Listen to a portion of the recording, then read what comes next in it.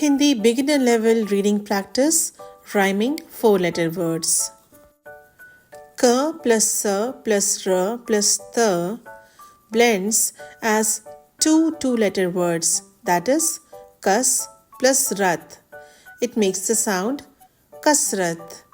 Note that it is not Kasarata, it's Kasrat, which means to exercise. Similar sounding words are Sharbat, Shar plus Bat, Sharbat.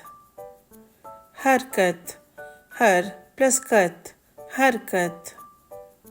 Sehmat, Seh plus Mat, Sehmat.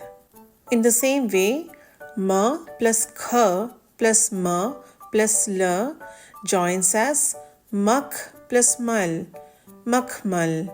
It means velvet, Makmal. Rhyming words are Hal plus Chal, Halchal. Mal plus Mal, Malmal. Dal plus Dal, Daldal.